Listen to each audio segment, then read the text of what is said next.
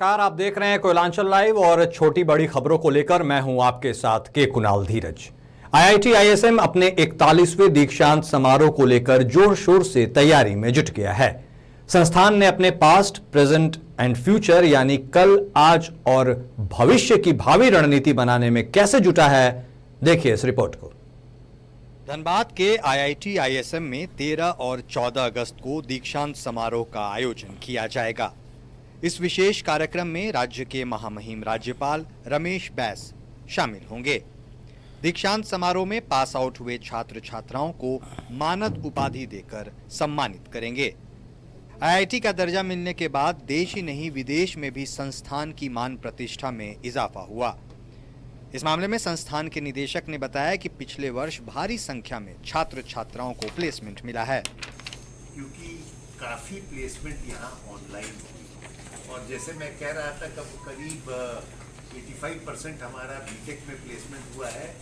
MTech सब में थोड़ा सा कम रहता है और एमबीए में भी हमारा बड़ा अच्छा रहा है, बट लेकिन हमें इसको बढ़ाने की जरूरत है। वहीं भावी योजनाओं का जिक्र करते हुए निदेशक ने बताया कि धनबाद के लिए मास्टर प्लान, पीएचडी शोध प्रोग्राम और विकास संबंधित योजनाओं पर विशेष तौर पर कार्य करने की बात कही, जो भविष्य के लिए उपयोगी साबित होगा।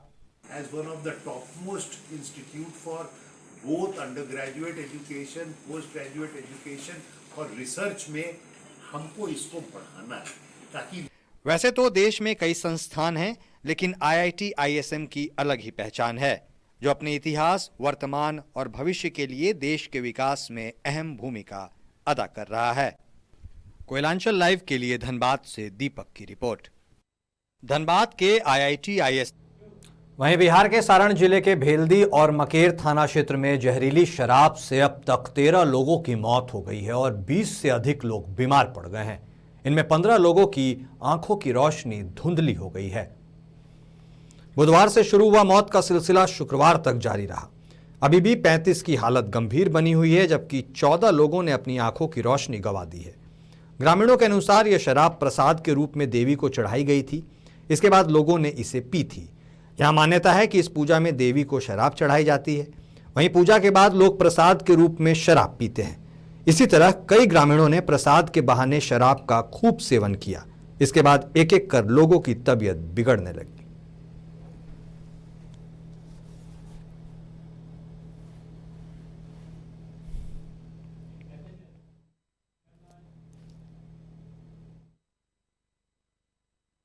गुमला में हुई मूसलाधार बारिश ने विकास कार्यों की पोल खोल कर रख दी है।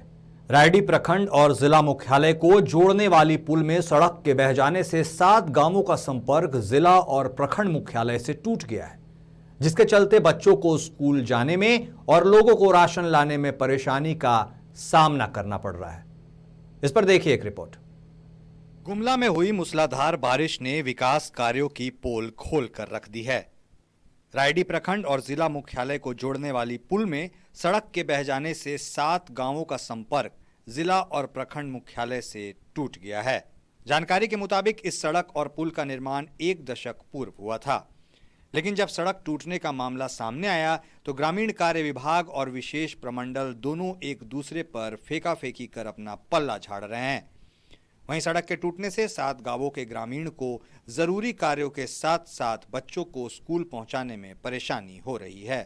एक्सीडेंट शुरू होता है यहाँ से सीके पंचायत, वहाँ से लेके जाएगा 5-6 टोला सुगाकटा में होता है। उसके बाद सीके निकल जाते हैं, सीके से रेडी सीधा वो लोग भी जाते हैं वहाँ। अच्छा, ये रोड जो टूट गया उससे आप लोगों को क्या प्रॉब्लम हो रहा है? रोड जाने के लिए स्कूल बच्चों के लिए दिक्कत होता है। आज सर को भी पहुँचा दिए, अपने ही हाथ से पकड़ के पहुंचा दिए सर।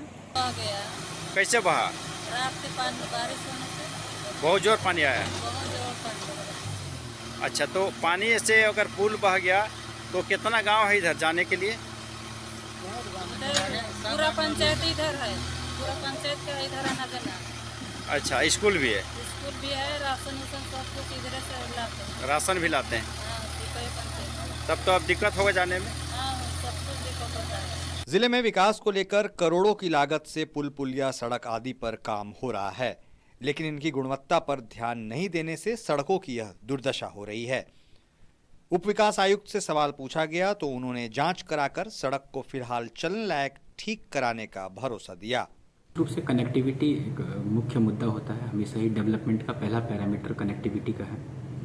जैसा कि आप लोगों के द्वारा बताया गया कि काशी टांड में एक विलेज है, वहाँ पर पुल के नज़दीक कुछ सड़क का कुछ पार्ट क्षतिग्रस्त हो गया है। अभी इस बात की जानकारी ली जाएगी कि ये किस विभाग के द्वारा बनाया गया है और इंजीनियर्स की एक टीम उसका विजिट करेगी। उसका विजिट करने के उपरांत वहाँ पर फिजिबिलिटी देखेगी और फिजिबिलिटी देखने के बाद एक प्राक्कलन तैयार करेगी। यदि प्राक्कलन जिला स्तर के देने योग्य होगा तो जिला स्तर से प्राक्कलन के बाद राशि उपलब्ध करा दी जाएगी और नहीं तो उसके विभाग को यथाशीघ्र सूचित किया जाएगा और आवंटन की मांग की जाएगी। लेकिन हमारी कोशिश यही रहेगी कि हम उस पुल को और पुल के बगल वाला जो पार्ट है उसको यथाशीघ्र उसका निर्माण करा दें ताकि कनेक्टिविटी बिल्कुल भी प्रभावित न हो। और बहरहाल प्रशासन ने इस सड़क को जल्द ठीक कराने की दिशा में सार्थक पहल नहीं किया तो हजारों की आबादी बरसात के इस मौसम में शिक्षा के साथ जरूरी चीजों के लिए मोहताज होगी। कोयलांचल लाइव के लिए गुमला से प्रमोद की रिपोर्ट। और फिलहाल रुकेंगे एक छोटे से ब्रेक के लिए, तुरंत लौटते हैं। अब राष्ट्रीय तेवर के साथ आपका अपना कोयलांचल लाइव, छुपी खबर तेज नजर, बिहार झारखंड का सबसे अलग डिजिटल इंफोटेनमेंट चैनल अब पोर्टल के साथ साथ यूट्यूब, फेसबुक, ट्विटर, इंस्टाग्राम के साथ टीवी पर भी उपलब्ध।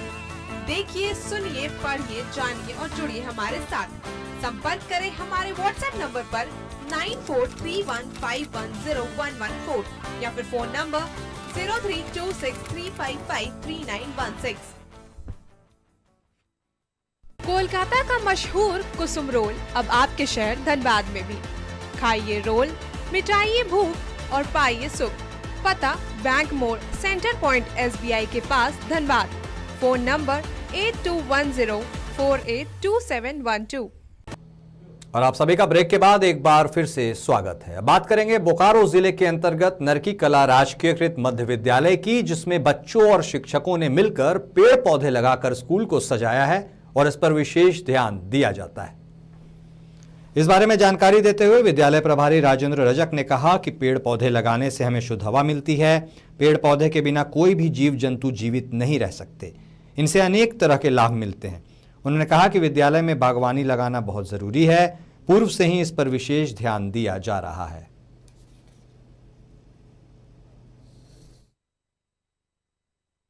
पौधे जो है वो हमें तरोताजा रखने में मदद करते हैं, मन को शांति प्रदान करते हैं और शांत वातावरण में शिक्षण और प्रशिक्षण का कार्य सुचारू रूप से अच्छे से हो पाता है। इसी कारण से हमने ये प्रयास किया कि मेरा विद्यालय का जो परिवेश हो वो पूरा एकदम हरा भरा रहे ताकि बच्चे और शिक्षक स्वस्थ रहें और शांत वातावरण में अच्छे से पठन पाठन का कार्य हो सके। पौधे जो है फेक वीडियो वायरल कर मुहर्रम के 5वीं रात को आपसी माहौल बिगाड़ने की कोशिश में पुलिस ने 2 लोगों को हिरासत में लिया है। गिरिडीह के गामा थाना क्षेत्र के अंतर्गत बीते देर रात्रि का अखाड़ा निकाला गया। इस दौरान बताया जा रहा है कि मंदिर परिसर के सामने अखाड़ा का जमावड़ा हुआ और खेलकूद के साथ साथ डीजे भी बजाया गया, जिसे लेकर हिंदू पक्ष खफा है। वहीं दूसरी ओर कुछ असामाजिक तत्वों ने एडिटेड फेक वीडियो वायरल कर आपसी सौहार्द बिगाड़ने की कोशिश की।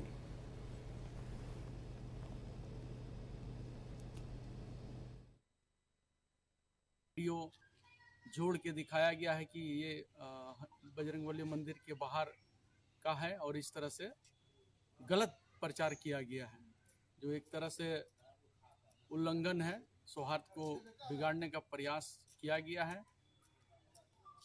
उन लड़कों को चिन्हित किया गया है और उस पर कार्रवाई भी की गई है। अभी हम लोग ने त्वरित कार्रवाई करते हुए गिरफ्तारी भी किया है। डीजे वाला पर भी कार्रवाई किया गया है, डीजे भी जब्त किया गया है। और वहीं भोजपुर जिले का एक लाल बिहार पब्लिक सर्विस कमीशन के परीक्षा में 44वीं रैंक लाकर एडीटीओ के पद पर चयनित हुआ है। भोजपुर जिले के आरा सदर प्रखंड के अलीपुर गांव निवासी आलोक राज सिंह ने बिहार पब्लिक सर्विस कमीशन की परीक्षा में 44वीं रैंक लाकर भोजपुर जिले का गौरव बढ़ाया है। आज आलोक राज सिंह को बधाई देने वालों का तांता लगा हुआ है। आलोक राज सिंह की प्रारंभिक पढ़ाई आरा के जॉपॉल हाई स्कूल से हुई है। वहीं आलोक राज ने बताया कि इंटरनेट के सहारे पढ़ने के कारण उनको यह कामयाबी हासिल हुई है।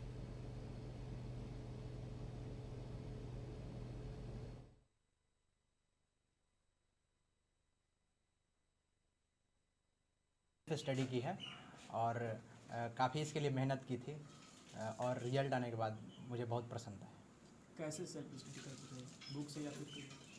सर मैंने ऑनलाइन पोर्टल की भी हेल्प ली थी, जैसे अन अकेडमी है या फिर जो बहुत सारे वेबसाइट्स हैं तो उनकी हेल्प ली थी, विकीपीडिया की हेल्प ली थी और टेक्स्ट बुक का हेल्प लिया था, जैसे NCERTs और स्टैंडर्ड बुक्स हैं उनके। क्लास भी जा सकते थे आप, क्लास क्यों नहीं गए? क्लासेस सर मैंने अटेंड नहीं की और प्रीफर नहीं करता था। सेल्फ स्टडी को मैंने ज़्यादा तरजीह दी थी क्योंकि मैं उस पर ज़्यादा भरोसा करता था, टाइम की बचत होती और इफ़िशिएंट स्टडी होती थी। जैसे मैंने अगर खुद पे बिलीव किया है तो उसका आउटपुट ज़्यादा अच्छा होता है कंपेरिटिव। अच्छा भैया है, बचपन से भी अच्छा है, मेरा बात सुनता है। पढ़ने में हाँ, पढ़ने में भी तेज है। तेज है या फिर तेज आपने बनाया है? ना हम भी नहीं, हाँ हम भी बनाए हैं, बन गए तेज, हम भी बनाए थे बचपन से, कभी डांटी है, सिखाए कभी थे। पीटी है कि नहीं? ना उसके आजी बाबा सब करते थे, दादाजी ने? हाँ दादा आजी सब। आपका कितना ध्यान रहता था इस पे? पूरा हमरा से जास्ती बाबा दादी के रहा। के बाद बहुत अच्छा हुआ। जिन पुल में मैंने वहाँ पर तो कंट्रोल मैंने मधु सिन्हा करा रहा स्कूल में, जो प्रिंसिपल है। तो कैसे आपने इनको गार्डिंग किया, कैसे इनको? गार्डिंग हॉस्टल में रख देते थे, हॉस्टल में रहते थे वहीं पर। आपके देख रेख में है जब सब? हाँ, आते जाते थे, अपना देख रेख करते थे। शुरुआती पढ़ाई कैसा था इनका? अच्छा था, शुरू से अच्छा था। मैट्रिक इंटर में? उसमें तो सब बढ़िया था, मैट्रिक इंटर सब बढ़िया था। और फिलहाल इस बुलेटिन में इतना ही। आप देखते रहिए कोयलांचल लाइव। नमस्कार।